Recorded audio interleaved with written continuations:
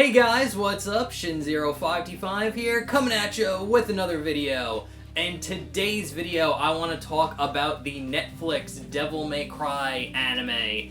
I just finished watching it last night.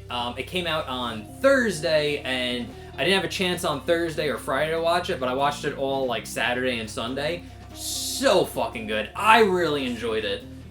Being a huge Devil May Cry fan like myself, I think there's a lot in it that I really liked. So I'm going to talk about all the good stuff I liked first. I'm going to talk about some of the stuff I didn't like, and then just my overall thoughts. But before we jump into the video, remember to like, comment, subscribe, share it. That really does help, and I appreciate the support. So anyway, the Netflix Devil May Cry anime I think is very good. If I were to give it a ranking, Devil May Cry themed, I would give it a solid S rank. Not a triple S, not a double S, a solid S rank. Cause the animation is great. The actual look of the show, I really do enjoy it. I think it's the same studio that did Invincible.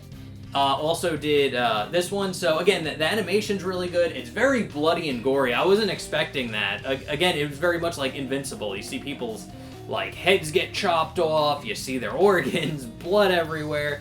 It is a very, very bloody show. Wasn't really expecting that, because Devil May Cry, despite being this crazy action game, it's not very gory. It's yeah, you're fighting demons, and Dante will get impaled and stuff. There might be a little bit of blood, but they never show his insides or stuff like that. So I was surprised. It was very, very gory, but it was still very good. And the animated fight scenes are great. A lot of the choreography, there's a lot of cool movement. Very, very good.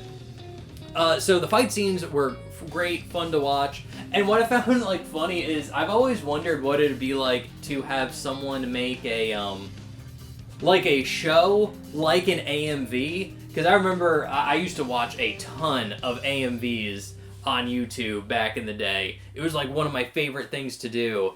And this show is basically like an AMV. Because anytime there's a fight scene or something, they'd play a song from Limp Bizkit or any classic, 2000s rock. And again, it really did feel like you were watching an AMV. And I always wondered what it'd be like if someone made an actual canon show, but did the fights kind of like an AMV. And it's just wow, it would be what Devil May Cry is, and it's pretty damn good. So that was really good. So the animation's great, the fight scenes were really fun and clever, and I actually like the story. I know a lot of people are complaining about the story. I kind of like how it's not following any of the games. They kind of just took elements from the game and kind of the lore of Devil May Cry, and they started crafting their own story with it. And I liked it, and I liked the Easter eggs, and I liked the references. I liked, especially the Devil May Cry 2 Easter eggs. I thought they were pretty good. And again, I'm going to be talking spoilers, so if you want to watch it yourself, watch it first, then come here and hear my opinion. But the Devil May Cry 2 spoilers, by having Lucina in the very beginning when they're collecting devil hunters, and then having the villain from Devil May Cry 2, that business guy, kind of being the head of that American base in hell, I thought was super cool. And them setting up season 2, because this show definitely sets up for a season 2. It ends with Dante being captured, Virgil coming in, a whole bunch of shit happens. So they definitely feel like they're gonna get a season 2. I definitely think it's gonna happen. I like the show. It's pretty damn good. I'm happy with it. So hopefully they do get a season 2. And again, they did take a lot of liberties with the story. They basically took the lore and the characters and a lot of elements and just kind of recrafted and told a kind of unique story, which I think works out good, because I don't think Devil May Cry really, the games themselves have a great story, but it's a very video game story. Where the story of Devil May Cry works perfectly for a video game. And I think if you were going to do an actual anime show type thing, you would have to rework it. And I do find it very interesting how they did it. Again, I don't think it's better than the game story, but I definitely don't hate it. And I do want to see where they go with it and how it continues on. But with that being said, some of the stuff that I found kind of weird is, and I don't think anyone point this out, it feels like it's a Nero story. And what I mean by that is not only, like, is Dante voiced by Johnny Young Bosch, which is Nero's voice actor, but young Dante acts the way Nero acts. In a lot of ways. And when I was watching the show, it's just like, it felt like this show could have been Nero's adventure, not like young Dante. Because just the way he acts and just kind of the way he talks and how he interacts with characters, it feels very Nero-esque more than like young Dante. Because like, despite Dante being like a big goof that we all know him for, he's actually very astute. Like, he knows what's going on, and he's very like observant. He's very like, what's the word? Like he's just very aware of situations. Even when he was like young in Devil May Cry 3, like, he wouldn't get like tricked as easily as he does in like this show. It's like, and I know it's a younger Dante, it's not older Dante, it's actually the youngest version of Dante we've seen in like media so far, but like, Dante would act aloof, but he wouldn't, but he would know, he would like conscientiously know, like, okay, like a good example is in Devil May Cry 4, Dante knew, like, he didn't know for sure that Nero was Virgil's son, but he had a feeling the entire time. And when you look at Dante after you realize that, and how he acts in Devil May Cry 4, he really does act like a kind of like an older uncle looking after his nephew and trying to help guide him through that game.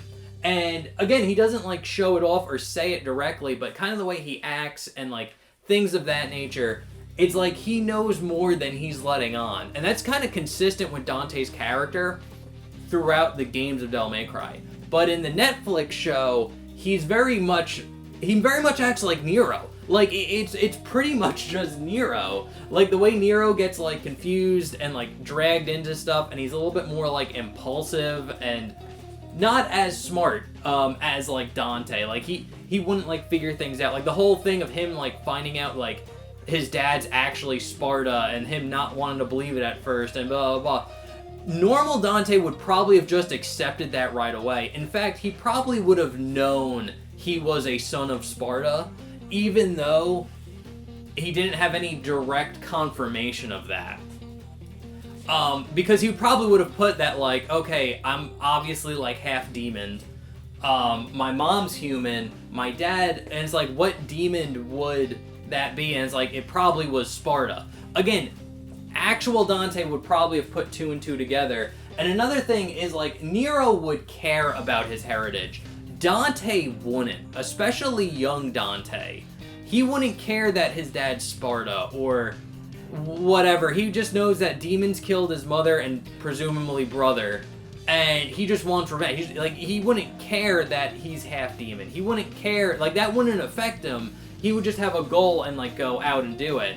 So, but again, Nero would care about his lineage. He would want to find out who his dad was.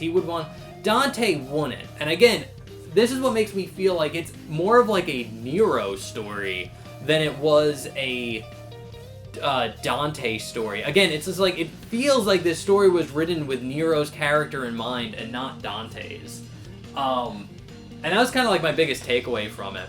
But other than that, I think the animation was great. I really liked it. I know a lot of people are complaining about Lady and her characterization. It's definitely different, and Lady's kind of acting like harsher than she is in the games. But I don't think it's like too terrible. It's not like completely off where she's just like a completely other character. Like a good example is like Lady in the Netflix show is closer to her game counterpart than Virgil from the DMC Ninja Theory game is to Virgil from his game counterpart. You know? Where it's like, I can kind of see a little bit of Lady in the Netflix Lady, but it's definitely different. She's definitely a different type of character. Or it's just really like a different take on her type of character. And honestly, it's pretty much the Lady show for a lot of it, especially the second half. A lot of the episodes cover like Lady's like past and like her relationship with like the main villain demon and things like that. It really focuses it on Lady as like a character a lot. So again, it's pretty much like Lady's story, especially during like the second half. It's kind of weird. But all in all, the animation was great. Again, I like the story. I want to see where it goes. I'm excited for a season 2. I love the fact that they had Virgil come in at the very end, being like, these Americans have no idea the storm they walked in on. I'm the fucking storm. Like, it's just like, that is so fucking cringy and funny, and I love it. I absolutely love it. I eat that shit up. But, yeah, no, I absolutely loved it. I thought it was super fun. And again, I'm interested to see where they go with the story, because in, like, this adaptation, like, Dante actually wants to find Virgil. Because, like, we saw in, like, Devil May Cry 3, like, Dante and Virgil kind of hated each other in the beginning of that game. Maybe not, like, hated, but definitely, like, a rivalry where they didn't get along, you know? So I'm wondering how they're going to play it off in Season 2, which they hopefully make. But yeah, that's pretty much it. Oh, there's one thing I really didn't like about the show, and I hope they cut this shit out, is the fucking ham-fisted social commentary that they did about America. It's like, okay, we get it, but like, there's a part at the very end of the show where the vice president, who's actually running everything, again, it's supposed to be like an allegory between like President Bush and Dick Cheney invading like fucking the Middle East with like Iraq and Iran, and it's just like, it is so fucking ham-fisted and on the nose.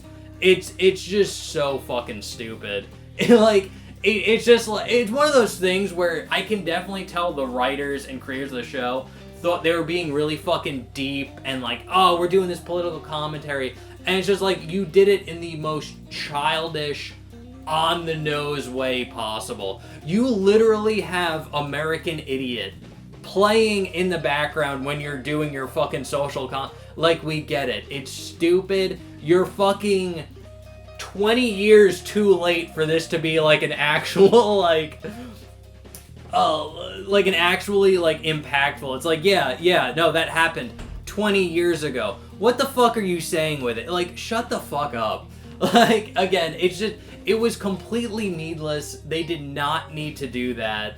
And I really wish, like, the kind of social commentary that they did with it was just fucking bullshit. It was just like, you're a fucking child. You're a child. You're saying this, like, 20 years too late. Just don't put it in the fucking show. I really hope they tone that shit down. Actually, I hope they get rid of it entirely for Season 2. So, but other than that, I'm Shin0525. Those are my thoughts on the Devil May Cry Netflix anime. I think it's really fun. I think if you like the games, you're not going to get like a game-type story. They're doing their own thing with it, but I think it's still pretty good and still pretty fun to watch, especially the action scenes. I think they're great. So, anyway, guys, those are my thoughts. Let me know what you think down in the comment section below. Other than that, I'm Shin0525. Thank you so much for watching, and I'll see you in the next one. Okay, thanks, bye. Later.